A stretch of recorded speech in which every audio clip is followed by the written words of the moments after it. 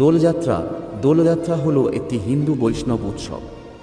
বহির্বঙ্গে পালিত হোলি উৎসবটির সঙ্গে দোলযাত্রা উৎসবটি সম্পর্কযুক্ত। এই উৎসবের অপর নাম বসন্তোৎসব। ফাল্গুন মাসের পূর্ণিমা তিথিতে দোলযাত্রা অনুষ্ঠিত হয়। বৈষ্ণব বিশ্বাস অনুযায়ী ফাল্গুনী পূর্ণিমা বা দোল পূর্ণিমার দিন বৃন্দাবনে শ্রীকৃষ্ণ আবির বা গুলাল নিয়ে রাধিকা ও অন্যান্য গোপীগণের সহিত রং খেলায় মেতেছিলেন। সেই ঘটনা থেকেই দোল খেলার উৎপত্তি হয়। দোলযাত্রার দিন সকালে তাই রাধা ও কৃষ্ণের বিগ্রহ আবিরে স্নান করে দোলায় চড়িয়ে কীর্তনগান সহকারে শোভাযাত্রা বের করা হয়। এরপর ভক্তেরা আবির ও রং নিয়ে পরস্পর রং খেলেন। দোল উৎসবের অনুষঙ্গে ফাল্গুনী পূর্ণিমাকে দোল পূর্ণিমা বলা হয়। আবার এই পূর্ণিমা তিথিতেই চৈতন্য মহাপ্রভুর জন্ম বলে একে গৌর পূর্ণিমা নামেও অভিহিত করা হয়। দোলযাত্রা উৎসবের একটি ধর্মনিরপেক্ষ দিকও রয়েছে। এই দিন সকাল থেকেই নারী পুরুষ নির্বিশেষে আবির বিভিন্ন প্রকার রং নিয়ে খেলায় মত্ত হয়।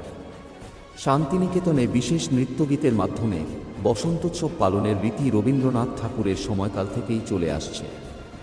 দোলের পূর্বদিন খড়, কাঠ, বাঁশ ইত্যাদি জ্বালিয়ে এক বিশেষ উৎসবের আয়োজন করা হয়। এই দহন উৎসব হোলিকা দহন বা নেডাপোড়া বুড়ির ঘর নামে পরিচিত। উত্তর ভারতে হোলি উৎসবটি বাংলার দোলযাত্রার পরদিন পালিত হয়। হোলি শব্দের উৎপত্তি হয়েছে হোলা থেকে, যার অর্থ হল আগাম ফসলের প্রত্যাশায় ঈশ্বরকে ধন্যবাদ জ্ঞাপন। সংস্কৃত শব্দ হোলকা অর্থাৎ আধ পাকা শস্য থেকেও হোলি শব্দটির উৎপত্তি হয়েছে বলে মনে করা হয়। এখনও এই সমস্ত অঞ্চলে হোলির দিনে আধ পাকা গম এবং ছোলা খাওয়ার রীতি আছে।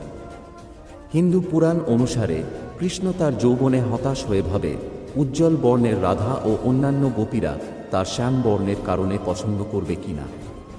এতে কৃষ্ণের মা কৃষ্ণের হতাশায় ক্লান্ত হয়ে তাকে বলেন রাধার কাছে গিয়ে সে রাধার মুখমণ্ডলকে যে কোন রং দিয়ে রাঙিয়ে দিতে পারে। কৃষ্ণ তাই করে এবং এরপর রাধা ও কৃষ্ণ জুড়ি হয়ে যায়।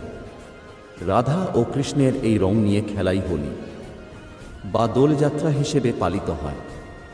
ভারতবর্ষের বিভিন্ন হিন্দু ঐতিহ্যেই হোলি উৎসবের সাংস্কৃতিক তাৎপর্য রয়েছে। এটি একটি উৎসবমুখর দিন।